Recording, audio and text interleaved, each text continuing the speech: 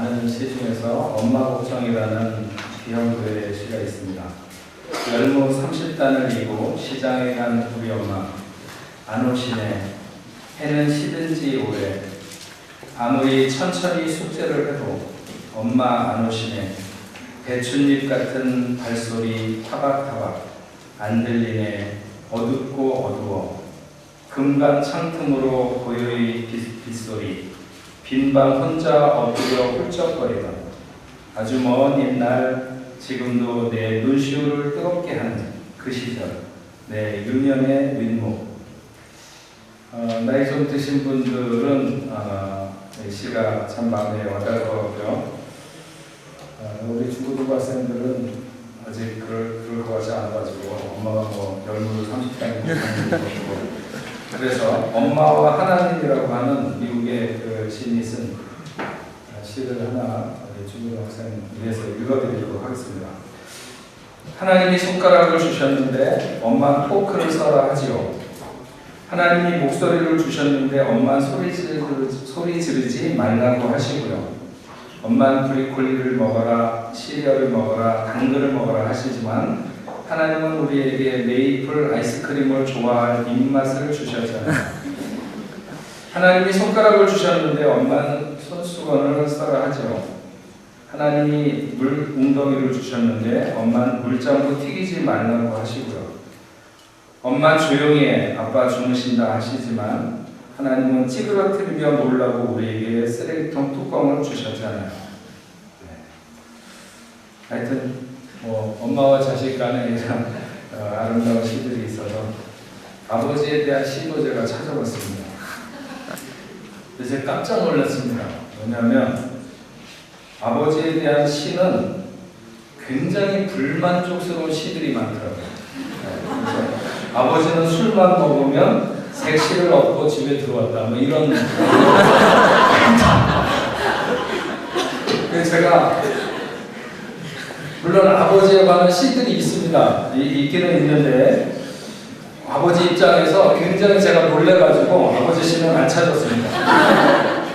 네, 우리 아빠들이 조금 예. 제가 글을 보다가 보니까 청소년 그 상담 연구 결과 중에서 굉장히 흥미로운 게 하나 있었는데 중고등학교 자녀들이 아버지에 대해서 어떻게 생각하는가?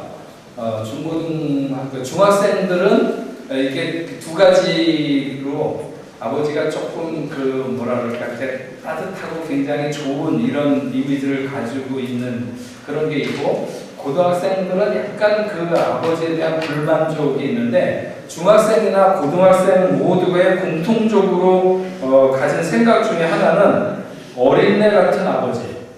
네. 자기 아버지는 어린애 같다고 하는 게 이게 그 고등학생이나 중학생 애들이 가장 많이 가지고 있는 그 생각이더라고요. 어쩌다가 아버지들이 이렇게 됐는지 잘 모르겠는데 어쨌든 분발을 해야 될 것 같습니다. 한국에 가면 영주가 쪽에 가면 소수서원이라고 우리나라의 사학의 최초로 이렇게 한 소수서원 지난번에 한국에 갔을 때 한번 갔었습니다. 근데 거기에서 제가 한 가지 아는 게 사람들 보통 우리 중고등부 학생들도 혹시 그런 얘기 들어봤는지 모르겠지만 너는 다리 밑에서 주워왔다. 그런 얘기 들었어요? 네. 그 다리 밑에서 주워왔다고 한 얘기가 바로 소수서원에 있는 그 다리. 옛날에 거기 공부하는 그 도령들이 많이 왔다가 그 동네에 있는 처녀들하고 바람이 나서 아기를 낳으면 어떻게 하지 못해가지고 그 아이들을 이렇게 다리 밑에. 근데 아이 없는 사람들이 아이를 어디서 이렇게 하나 데려다가 키우고 싶은데 그래도 그 머리 좋은 도령들 아이가 좋지 않겠냐 그래서 그 다리 밑에 아이를 주스러 갔다고 그래요. 그래서 거기서부터 이렇게 그 아이들을 데리고 오고 그래서 다리 밑에서 주워왔다. 우리 중고등학생들 아직도 다리 밑에서 주워온 줄 알고 있는 학생은 없죠. 네. 제가 오늘은 그 가정에 대한 비밀 이런 또 우리가 지켜야 되는 가정에 대한 얘기를 하려고 그러는데 누구한테 한번 물어볼까요? 자, 우리 리니는 이제 다 커서 알 것 같고 누가 알까? 세은이? 세은이는 사람이 어떻게 태어나는지 알고 있니? 아는 거야? 모르는 거야? 알아? 확실히 알아?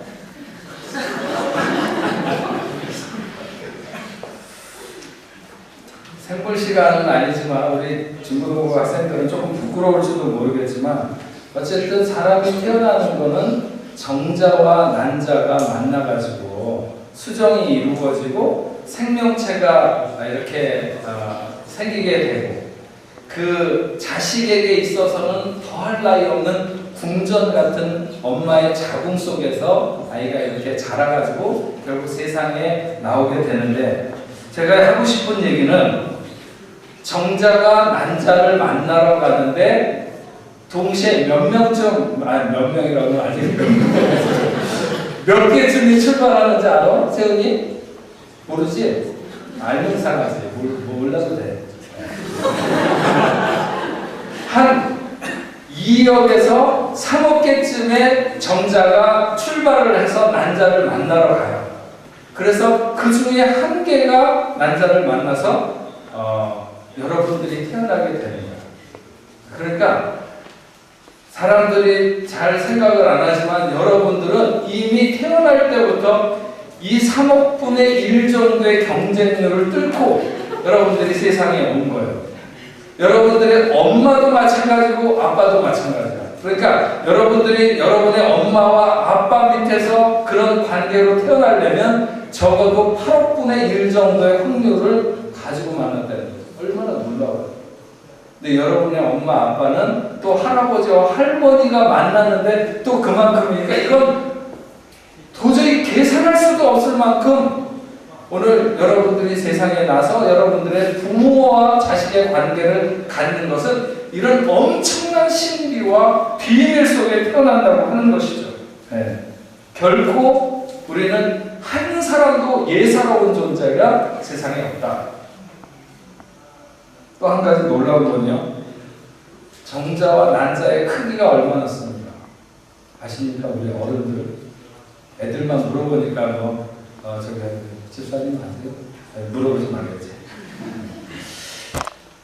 정자는 난자의 한 4분의 1 정도 되는데 난자가 약 0.2mm 그리고 정자는 60 미크론 정도 된다고 해요. 미크론 100분의 1mm를 미크론이라고 해요.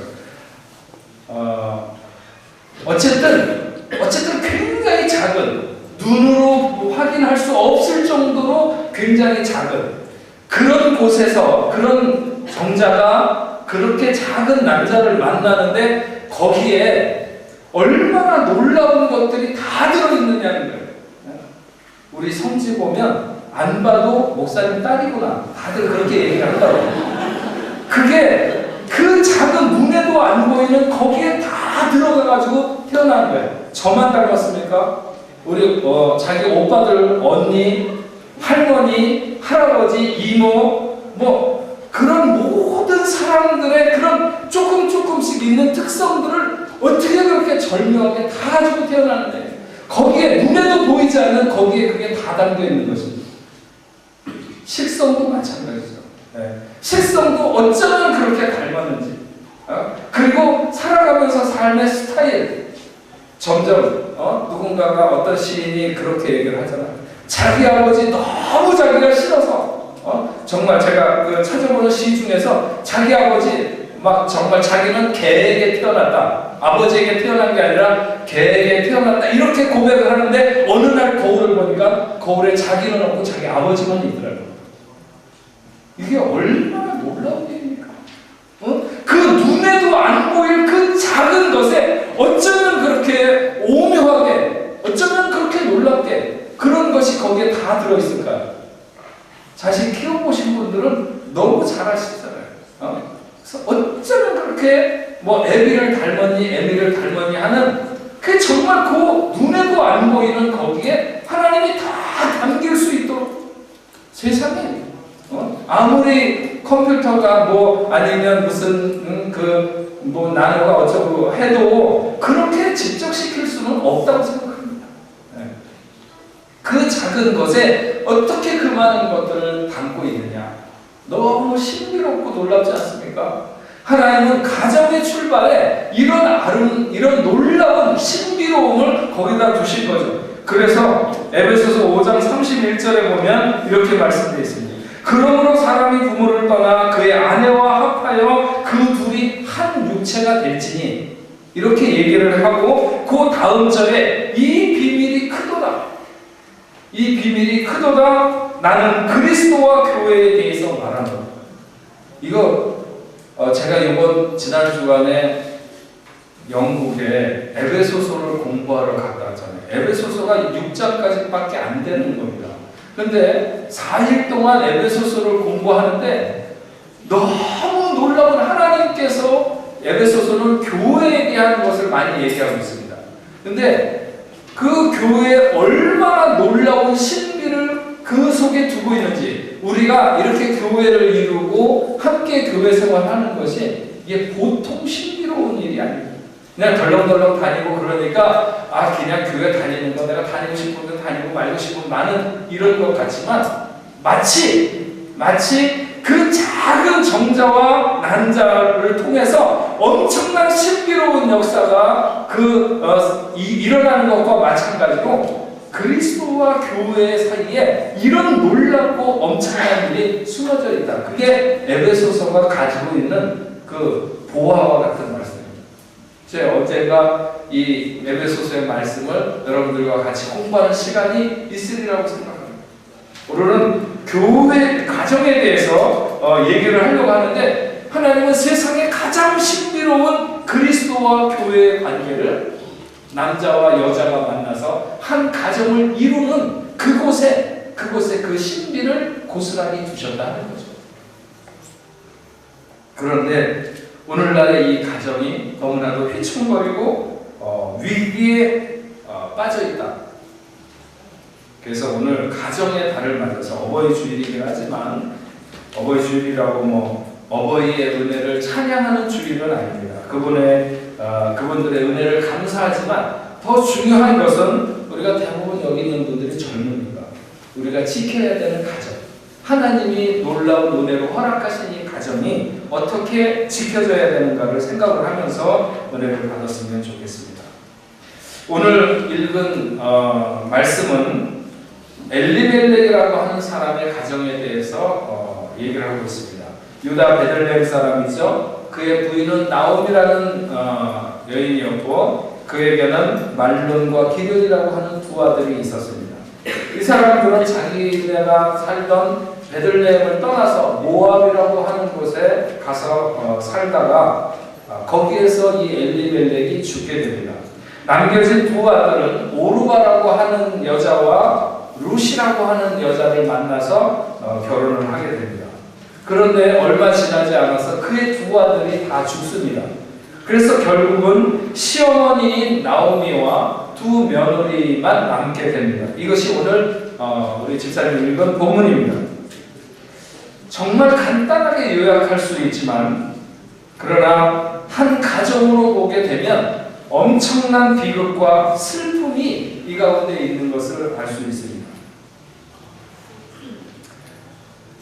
10년 사이에 3명의 남자가 죽는데, 처음 나오미의 남편인 엘리멜렉이 죽었을 때 나오미는 너무나도 슬펐을 것입니다. 세상에 한 가정에서 남편이 세상을 떠난다고 하는 것은 마치 가장 큰 기둥을 빼버리는 것처럼 이렇게 크고 엄청난 슬픔이겠지만, 그래도 나오미는 아들을 의지해서, 아들을 생각해서라도 자기가 힘을 내고 살아야 된다고 마음을 먹었을 것입니다. 인생이 다 좋은 길로 살아가면 좋겠지만, 마음 먹은 대로 되면 좋겠지만, 그렇지 않은 것이 인생이라서 때때로 그런 길을 갈 수밖에 없습니다. 아버지를 잃은 두 아들도 무척 슬프고 막막했을 것이 틀림없습니다. 그래도 자기는 홀로 남겨진 어머니를 생각해서 자기들도 힘을 내야 된다고 생각했을 것입니다. 그들은 아내를 맞아서 가정을 이루었습니다. 모처럼 가정에 활기가 돌기 시작했을 것입니다.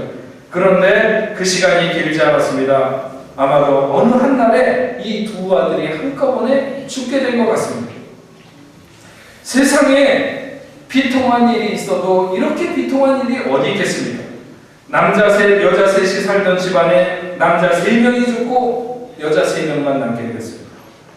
대를 잇는 것에 대해서 그토록 중요하게 여기던 그 시대 그 가문의 사람들에게 비추어 보면 그때 풍습으로 보면 집안이 완전히 망한 것입니다. 풍비박산 이럴 때 쓰는 말이죠. 나오미가 자기 두 며느리에게 그런 말을 합니다. 여호와의 손이 나를 치셨으므로 나는 너희로 말미암아 더욱 마음이 아프다. 너희들을 볼 때에 내 마음이 아픈 것은 어느 정도의 희망의 끈이 남아있는 것이 아니라 완전히 하나님이 치셨는데 도대체 어떻게 내가 세상에 억울한 일을 만나거나 누구에겐가 이렇게 힘든 일을 만나면 하나님 앞에 나가서라도 내가 하소연하고 호소할 수 있을 텐데 하나님이 나를 이렇게 치신 것이 분명한 것은 그래서 내가 너희들을 보는 것이 너무 마음이 아프고 어쩌지 못하는 큰 슬픔이 든다고 하는 것이죠. 왜 이 엘리멜렉의 가정이 나오미의 가정이 이렇게 될 수밖에 없었습니까? 저는 오늘 말씀 속에서 그것을 생각을 해보면서 우리는 이렇게 위험에 빠지게 되는 가정으로부터 우리의 가정들을 지켜야 된다 여러분들에게 말씀드리고 싶습니다. 첫 번째, 가난으로부터 가정을 지켜라. 오늘 말씀 속에서 이렇게 생각하고 싶습니다. 가난으로부터 가정을 지켜라. 한민호 집사님 어떻게 해야 됩니까? 가난으로부터 가정을 지키려면 열심히 일해야 됩니다. 전에도 물어봤는데 똑같이 대답을 했어요. 열심히 일해야 됩니다. 결국 돈 많이 벌어서 부자 되면 가난으로부터 탈출한다. 이런 얘기겠죠? 아닙니다. 제가 그런 얘기 하겠습니까? 오히려 엘리멜렉의 가정은 바로 그렇게 생각해서 가정의 불행이 오게 되는 것이죠. 똑같은 얘기는 아닙니다. 물론 열심히 일하지 말아야 된다 하는 얘기도 아니고 오늘 말씀을 보게 되면 베들레헴에 흉년이 들었습니다. 가난의 문제가 닥친 것이죠. 하나님이 그렇게 하셨습니다. 사람들이 하나님의 마음에 들지 않게 산 것에 대한 하나님이 징벌로 그 땅에 그렇게 흉년이 들게 했습니다. 어느 시대나 다 마찬가지이겠지만 특별히 하나님의 대행자가 그 시대를 다스리던 사사의 시대에 그 땅에 흉년이 들었다고 하는 것은 그 백성들이 하나님의 뜻대로 살지 않았다는 것을 말합니다. 성경은 수도 없이 그들에게 약속했습니다. 레위기 26장 3절에서 6절 너희가 나의 규례와 계명을 준행하면 내가 너희에게 철다라 비를 주리니 땅은 그 산물을 내고 밭에 나무는 열매를 맺히리라. 너희의 타작은 포도 딸 때까지 미치며 너희의 포도 따는 것은 파종할 때까지 미치리니 너희가 음식을 배불리 먹고 너희 땅에 안전히 거주하리라. 신명기 28장 2절에 내가 내 하나님 여호와의 말씀을 청종하면 이 모든 복이 내게 임하며 내게 이르리니 성읍에서도 복을 받고 들에서도 복을 받을 것이며 내 몸의 자녀와 내 토지의 소산과 내 짐승의 새끼와 소와 양의 새끼가 복을 받을 것이며 내 광주리와 떡반죽 그릇이 복을 받을 것이며 내가 들어와도 복을 받고 나가도 복을 받을 것이며 그러나 반대로 말씀대로 살지 않으면 레위기 26장 20절 말씀처럼 너희의 수고가 헛될 것이라. 땅은 그 산물을 내지 아니하고 땅의 나무는 그 열매를 맺지 아니하리라. 하나님이 허락하시지 않으면 하나님이 복 주시지 않으면 땅이 소산을 내지 않는다고 했습니다. 그 땅에 흉년이 들었다고 하는 것은 그들로 하여금 다시 한번 하나님 앞에 자신의 자세를 돌이켜야 되는 시간을 맞고 있었던 것입니다. 저는 전도서 7장 14절 말씀을 참 좋아합니다. 전도서 7장 14절에 형통한 날에는 기뻐하고 곤고한 날에는 되돌아보라. 이 두 가지를 하나님이 병행하게 하사 사람이 그 장래일을 능히 헤아려 알지 못하게 하셨느니라. 곤고한 날에는, 힘든 날에는, 가난한 날에는, 어려운 날에는 생각하라는 것이죠. 뒤돌아보아라. 생각해라. 뭘 생각하느냐? 첫째는 죄 때문이 아닌지 생각하고 회개하라고 하는 것입니다. 너에게 미친 그 어려움이 죄 때문은 아닌지 돌아보고 생각하라는 것입니다. 그리고 회개하라는 것입니다. 둘째는 하나님의 목적이 있는 훈련인지 아니면 하나님의 권고인지 하나님의 특별한 목적을 가지고 그렇게 어렵게 하는 것인지를 생각하고 그렇다고 하면 인내하라고 하는 것입니다. 그 시간을 잘 인내하라고 하는 것입니다. 많은 사람들이 가난 때문에 허둥거리다가 가정이 침몰하게 됩니다. 가난이 가정을 힘들게 할 수는 있습니다. 하지만 반대로 보면 가난이 가정을 건강하게 할 수 있습니다. 그들은 가나안 땅에 살았지만 우리가 분명히 기억해야 되는 것은 가나안 땅에도 흉년이 있다고 하는 것입니다. 그것이 어떤 경로이든지 간에 예수님과 함께했던 배도 풍랑이 일었습니다. 요셉은 의롭게 살려고 부단히 노력했어도 애굽의 13년 생활에 한 번도 나아지지 않고 철저하게 되는 일이 없었습니다. 다윗은 사울 왕에게 엄청난 시련을 겪었습니다. 그러나 우리는 그런 시간에 생각해야 됩니다. 오물이 많이 뿌려진 밭일수록 수확을 많이 거두게 되어 있습니다. 가난은 우리의 가정을 움츠리게 하는 시간임에 틀림없지만 그러나 그것을 망가짐의 시간이나 무너짐의 시간으로 삼아서는 안 될 것입니다. 제가 한번 물어볼까요? 네. 우리 남편이 벌어다 주는 돈이 만족스러운 부인을 한번 손들어 보세요. 없습니까?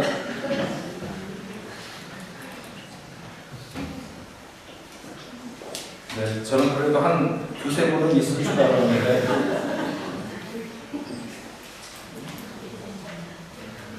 네, 대다수가 불만이시겠죠.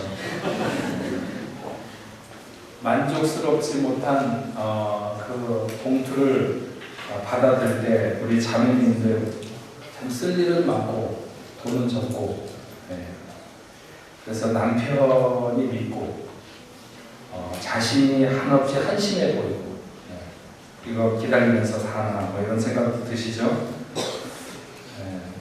그래도 한번 우리 뭐 요즘에는 자매님들도 많이 돈을 버시지만 어쨌든 한번 마음을 바꿔서 격려해 보시기 바랍니다. 요즘 남자들이 옛날처럼 무슨 독립운동에 빠져가지고 집안을 버리고 다 돌아다니는 것도 아니고 노름에 빠져 있는 것도 아니고 사업이나 직장 생활에 스트레스도 엄청나고 엄청나죠. 모든 남자들이 가정에 대한 부담감 이거를 전 우리 교회 남자 집사님들 볼 때마다 그런 생각 많이 합니다.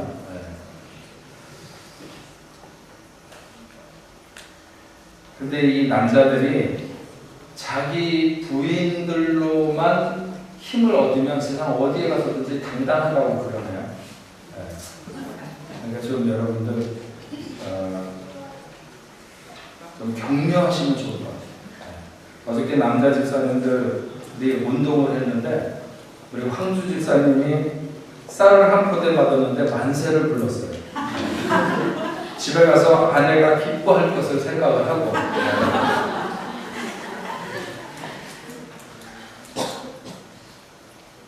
남편들도 아내의 수고에 감사하고 격려하고 소망을 좀 실어주면 좋겠습니다. 네.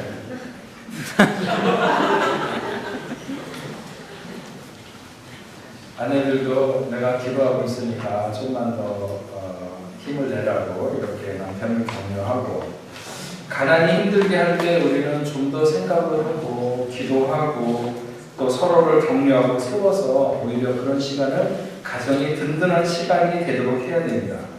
자녀들에게도 가정의 기도 제목을 나누어주고 어려운 문제를 함께 동참해서 풀어가는 과정을 보게 하도록 하는 데 가정이 튼튼해집니다.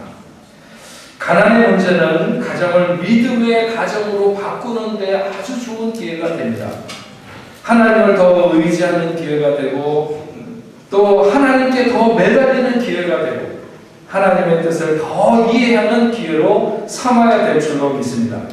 경제적 문제로 인해서 아이들을 고아가 아닌 고아로 만들어버리는 많은 가정들이 있습니다. 가난으로부터 가정을 지켜야 됩니다. 우리 믿는 사람들 이 경제 가난의 문제 때문에 가정이 깨지는 이런 일이 없기를 바라고 오히려 함께 위로하고 격려하고 기도하고 또 인내해서 더욱 든든하게 하는 가정을 지키는 여러분들 되시기 바랍니다. 두 번째로는 가정을 교회에서 떠나지 않게 하라 하는 것입니다. 엘리멜렉의 가장 큰 허물은 그들이 모압으로 간 것입니다. 그들이 살고 있는 땅은 하나님이 그들에게 약속을 주신 땅입니다. 민수기 36장 6절 이하에 보면 하나님이 주신 기업의 땅, 약속의 땅은 떠나지 말고 버리지 말라고 했습니다.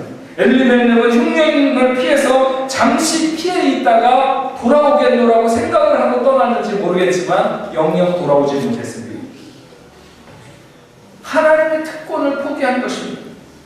베들레헴은 빵집 혹은 떡집이라고 하는 뜻을 가지고 있죠. 생명의 양식이 있는 곳, 은혜의 장소가 베들레헴입니다. 하나님이 복 주신 교회와 같은 곳이죠.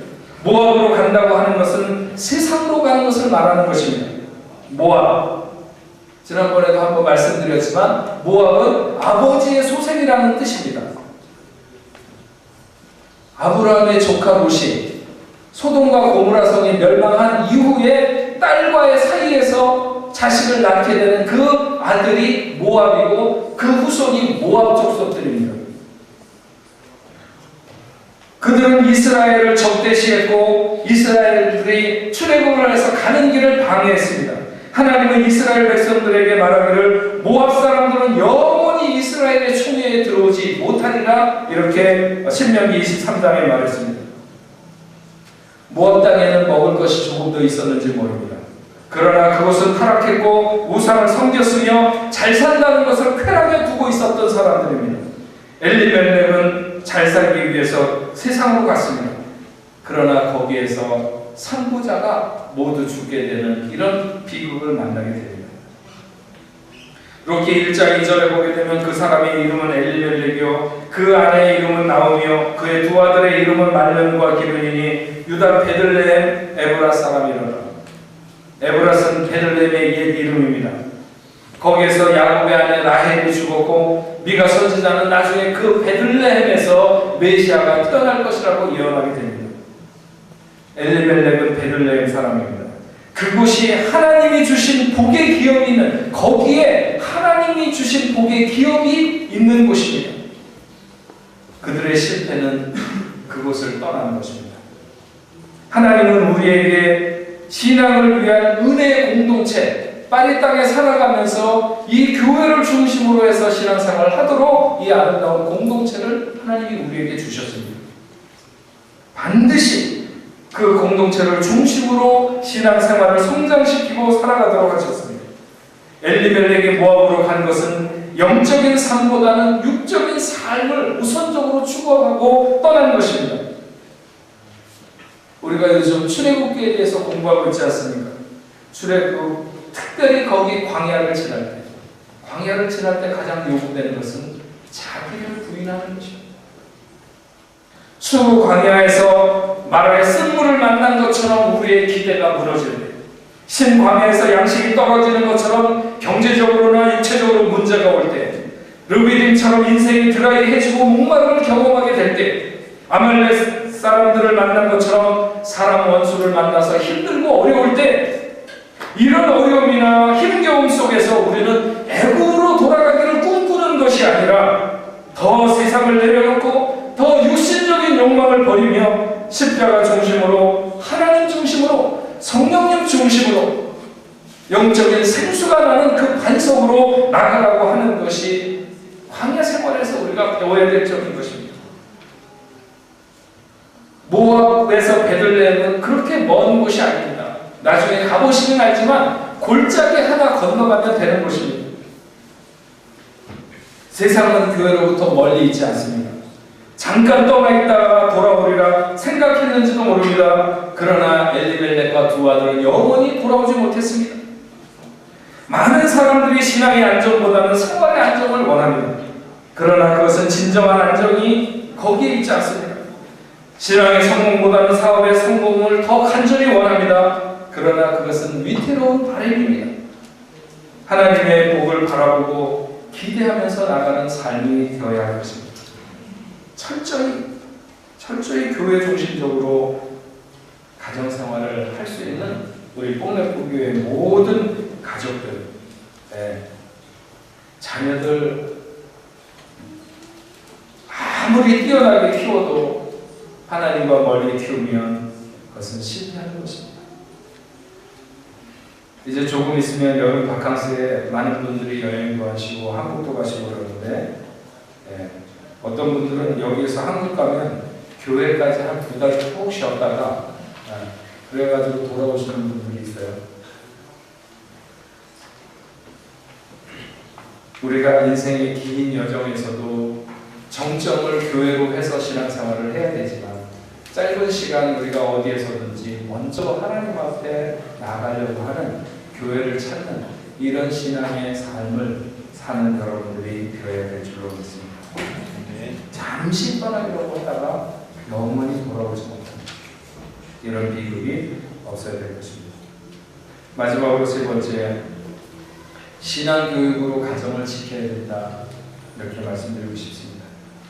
엘리멜렉의 두 아들은 이방 여인들과 결혼을 하게 됩니다.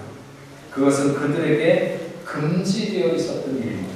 신명기 7장 3절에 또 그들과 혼인하지도 말지니 내 딸들을 그들의 아들에게 주지 말 것이요 그들의 딸도 내 며느리로 삼지 말 것은 그가 내 아들을 유혹하여 그가 여호와를 떠나고 다른 신들을 섬기게 함으로 여호와께서 너희에게 진노하사 갑자기 너희를 멸하실 것입니다. 그모스와 몰록과 바알을 음란과 호색으로 제사 지내며 섬기는 사람들이 모압 사람들이었습니다. 그들의 딸들은 일상이 그런 생활이었습니다. 그런데 엘리멜렉의 두 아들들이 그들과 결혼하겠다고 했습니다. 아버지가 먼저 죽고 난 이후에 어머니가 두 자식을 데리고 있을 때 아마도 그 자식들이 그 땅의 여인들과 결혼하겠다고 한 것 같습니다. 자식을 이기는 부모가 없다는 말대로 야 그건 안 된다 이렇게 얘기했었는지 모르겠지만 결국은 허락하고 말게 됩니다. 근데 우리가 생각해야 되는 것은 그렇게 되기 이전에 좀 더 어렸을 때 좀 더 분명하게 가르쳐야 한다고 하는 것이죠. 그런데 아버지가 신앙적인 자세를 버리고 모함으로 간 것입니다. 자기만 잘 살아보겠다고 한 것은 아니었겠지만 그러나 무엇이 중요한지를 잃어버린 가장 밑에서 모든 식구는 결국은 삶의 틀을 잃어버리게 되는 것입니다. 저는 해외에 나와서 살아가는 우리 뽕레포교회 많은 분들 성공이 뭘까 이런 생각을 해보게 됩니다. 파리에서 난 큰 부자가 되고 싶다 그런 분은 그냥 일찍 저 미국으로 가시면 좋습니다. 전 여러분들이 부자 되기를 원치 않는 것이 아니라 여기는 그러기는 참 어렵습니다. 제가 20몇 년 살아본 경험으로는 큰 부자 되기는 어렵습니다. 그냥 그럭저럭 할 수는 있습니다. 하여튼 아니면 뭘 여러분의 삶의 성공이라고 원하시겠습니까? 가정을 이룬 가정에서는 제가 생각하기에 그래도 그 중에 가장 좋은 성공은 자녀들을 잘 훌륭하게 반듯하게 아름답게 기르는 것입니다. 그리고 조금 더 큰 소망이 있다면 나이 들어서 그들이 좋은 신앙의 짝들을 만나서 결혼하는 것, 거기에 아마도 그 인생의 성공이라고 하는 단어를 쓰면 가장 어울리지 않을까 이런 생각을 해봅니다. 우리 여기 있는 모든 분들 바로 그 소망이 이루어지기를 축원합니다. 여러분들의 자녀들이 신앙 안에서 잘 자라시고 또 좋은 믿음의 짝들을 만나서 가정을 이루게 되는 이 놀라운 역사가 있기를 소망합니다. 그러기 위해서 우리는 자녀들을 하나님의 바른 교훈 안에서 자라도록 해야 됩니다. 커서 자기네들이 알아서 갈 길을 가도록 결정하게 하면 그때는 늦습니다. 하나님 안에서 살 수 없고 믿음의 길을 떠나게 됩니다. 바울은 고린도후서 6장 14절에 믿지 않는 자들과 멍에를 같이 하지 말라.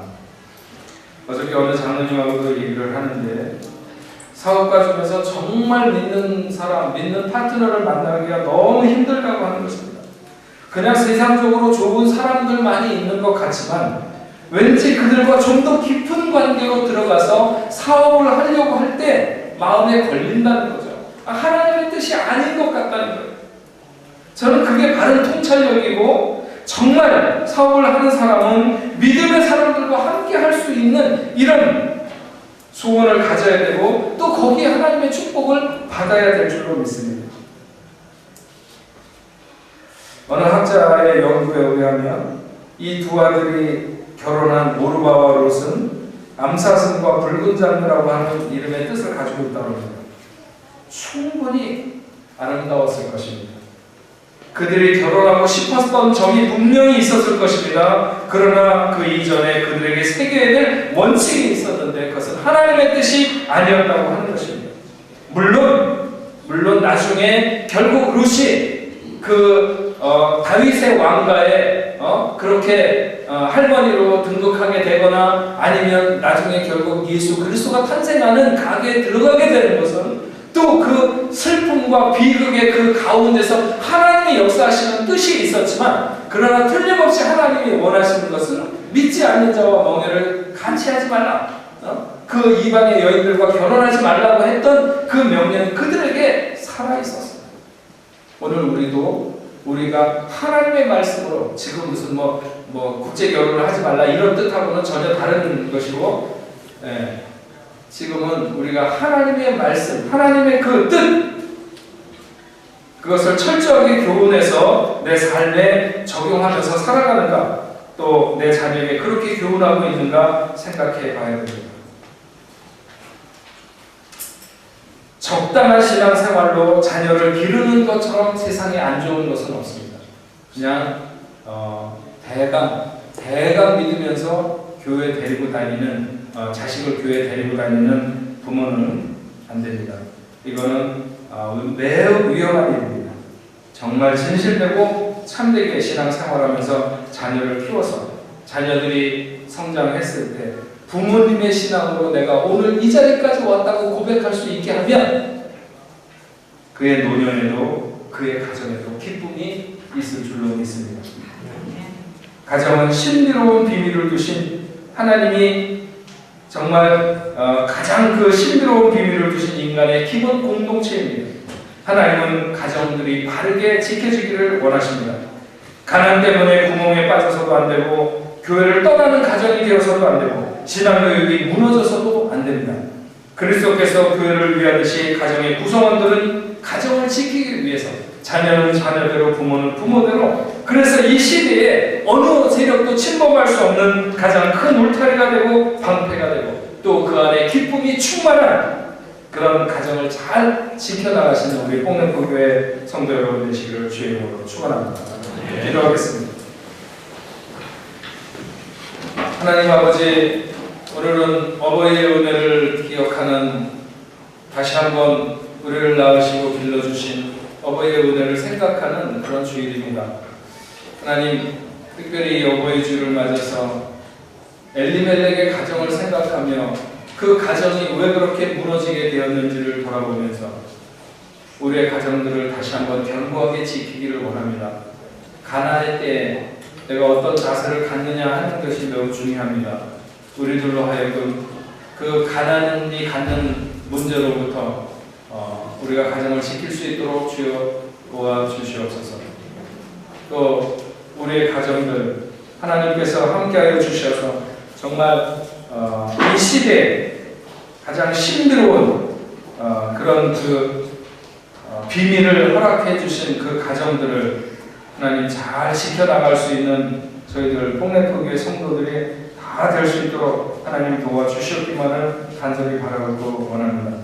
특별히 교회를 중심으로 해서 생활하는 모든 가정들 되게 하시고 신앙의 교육이 무너지지 않도록 하나님 보다 더 철저하게 보다 더 열심히 최선을 다하는 진실된 믿음으로 가정을 세워가는 우리 국내교회 성도님들 다 되도록 주님 축복하여 주옵소서. 예수님의 이름으로 기도합니다. 네.